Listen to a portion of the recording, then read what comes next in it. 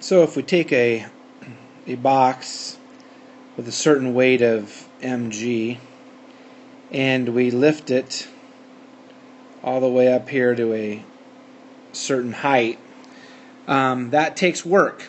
We do work on this box, and if you remember, work is force times displacement. So the force that it would take to lift this up would be the weight of the box, which would be mg, and the displacement that we're going to lift it all the way up here, we could say is height. So what we get here is another equation, or it's not really another equation, it's the exact same equation, but it looks a little different. Because once we do work on this box, we give it energy. Where is that energy? Well, the energy now is stored in the box. So it's a stored potential energy based on height. And so another equation for work could be potential energy. mgh, mass times gravity times height. It's really the exact same kind of equation, but if we're talking about doing something to a box, like moving it, then we're going to talk about doing work or giving it, putting energy into it. If the energy is already into it and it's stored and like ready to fall, then it'd be potential energy. Now then what can happen, and if you look at the units for potential energy, it'd be kilograms, meters per second squared, times another meter for the height, would be m squared, kgm squared per s squared. That's a joule, just like it was a joule for work. So it's the same thing. Now what can happen is we can let this box start to drop. So it starts going faster and faster and faster until it hits the ground down here. And we remember we have an equation for velocity down at the bottom. The velocity with the starting from rest, we used Vf squared equals Vi squared plus 2AD. But if initial velocity was 0, then that would be gone. And the final velocity at the bottom, v would be V squared, would equal 2. The acceleration rate, of course, would be gravity. And the displacement that's going to fall, of course, would be the height. So that would be the velocity. This is a way to figure out the velocity down here at the bottom. And of course, as I let this thing fall, the velocity is increasing all the way down. So if I solved here so it has a different kind of energy. Basically, the potential energy is being unleashed into what we call a kinetic or a motion energy. And if I solve for the height here, the height would equal the V squared at the bottom divided by 2g. And if I take this height, V squared over 2g, and I put it back into the potential energy equation, I'm going to get mg times V squared all over 2g. The g's are going to cancel out, and I have this new form of energy, mv squared over 2. Or the way I like to write it sometimes is kinetic energy equals 1/2 mv squared. And if you looked at the units of this, it would still be joules. Kilograms would be the mass. Velocity is meters per second, but it'd be squared, so it'd be meters squared per second squared, and that, of course, then is the same units as we have right here. So kinetic energy then would be joules. So we do some work on a box that's putting energy in, force times distance. It then has stored energy up at the top, mgh, potential energy, and then we let it drop back down, and it releases kinetic energy, 1/2 mv squared, on the way back down. So we have a nice conservation of energy at any point along this fall right here. If I measure the point anywhere along here, then the total energy should remain constant, and that would be kinetic energy plus potential energy. Or sometimes in potential energy we call it gravitational potential energy, because there's other potential energies we'll talk about here in the future. So kinetic energy plus potential energy anywhere along this fall should equal the exact same number at all times. Okay. Now let's say that we have something that's rotating, or a ball that's rolling, something that's rotating. Well, it would have kinetic energy also. It would just be rotational kinetic energy. And how would the equation look different than the 1/2 mv squared? It wouldn't look much different. It'd be 1/2. Now what is mass? Well, now we're rotating something. We need to know about its mass, and we need to know about its radius. We need to know about its rotational inertia. So that would be I.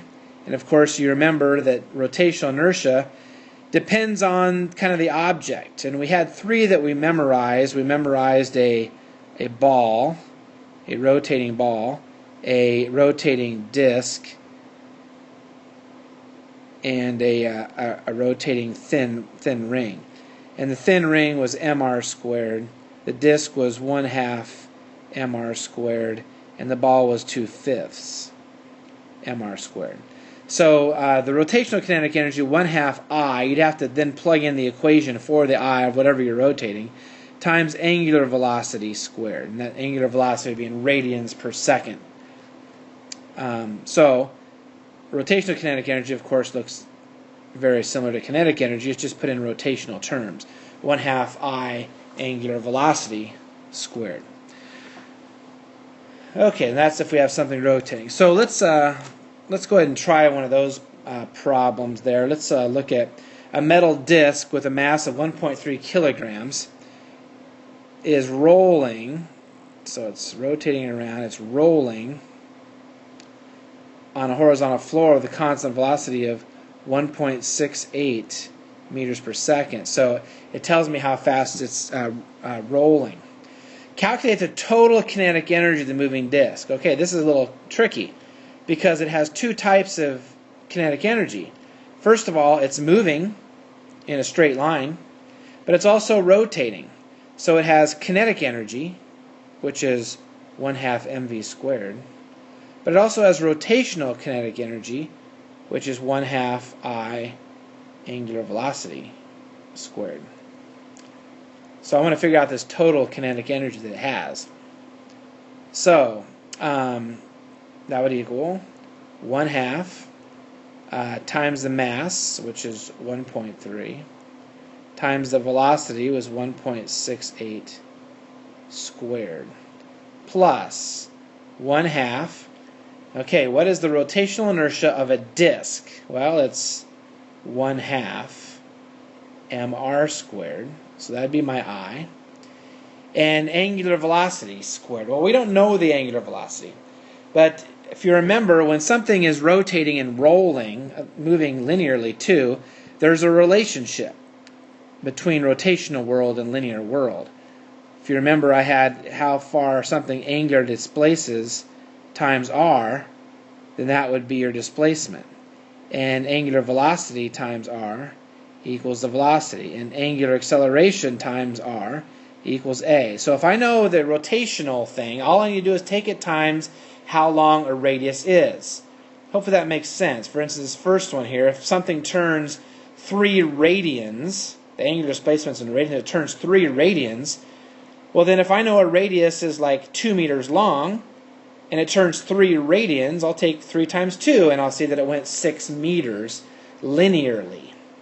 So all you have to do to go to rotational world to linear world is take the rotational symbol times r, which means what is angular velocity? Well, angular velocity, according to this right here, would be linear velocity divided by r. So I don't know the angular velocity of this disk, but I do know the linear velocity of it. So instead of angular velocity squared, I'm going to sub in v squared over r squared, because angular velocity is v over r, so if I square angular velocity, it would be v squared over r squared. And the reason I want to do that is because I don't know the radius of this wheel either. I don't know that. But if I put it in terms like this, you'll notice that there's an r squared in the rotational inertia and an r squared in the angular velocity that cancel out. So I don't need to know the radius of the disk, nor do I need to know the angular velocity. I can put it in terms of linear velocity. So anyway, now what I have is 1/2 times 1.3 times 1.68 squared plus 1/2 times 1/2 would be 1/4 times the mass, which is 1.3, times the velocity squared, it'd be 1.68 squared. And if you do that in the math, you should get around 2.8 joules of total energy.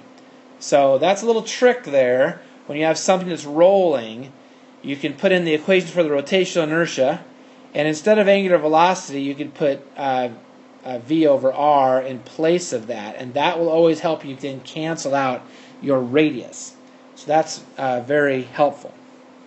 So let's look at one more problem here that we'll use this trick again on, and we'll do a complete conservation of energy problem here. Let's look at a ramp where we have a ball that's going to roll down, we'll say from the very top. It's going to roll all the way down here. I want to know what is its velocity down here at the bottom. What's the velocity? Well, we can use conservation of energy here. How much energy does the ball have up here at position 1? Well, it has all potential energy, which would be m times mass of the ball times gravity times the height. And this would be the height of the ramp. Well, how much energy does it have down here at the bottom? Well, it'd be all kinetic, but there'd be two types. There would be regular kinetic, 1/2 mv squared. There'd also be rotational kinetic, would be 1/2 I angular velocity squared. Okay, so we can do a derivation. I want to derive a formula for the velocity of the ball at the bottom of the ramp of height h. Okay, so I'm going to have mgh equals 1/2 mv squared plus 1/2. What is the rotational inertia of a ball? Well, it'd be 2/5 mr squared. That's the rotational inertia of a ball. What is the angular velocity of the ball at the bottom? Well, I don't know, but I know how to put that in terms of regular velocity. So instead of angular velocity squared, I'm going to do v squared over r squared. Now that's going to be very helpful then, because my r squareds are going to cancel out, and I don't need to know the radius of the ball. You'll also notice that the 2's here would cancel out, and in every single term I have a mass, which I could get rid of, which means the mass of the ball is going to be irrelevant to this problem. Very interesting, that it wouldn't matter what mass of ball, it's going to have the same velocity at the bottom. So what do I have now? I have GH equals 1/2 v squared plus 1/5 v squared. I can multiply everything by 10, and I'd get 10GH equals 5v squared plus 2v squared. That would be 10GH equals 7v squared. So then v would equal the square root of, and I would take my divide my 10GH by my 7, so I'd have 10/7 GH. So there would be an equation for the velocity of a ball down a ramp from height h. And you'll notice the only thing it depends on is the height and gravity. So any ball from any height should have the same velocity at the bottom of the ramp. Hope you understand that, and that will be the end of this.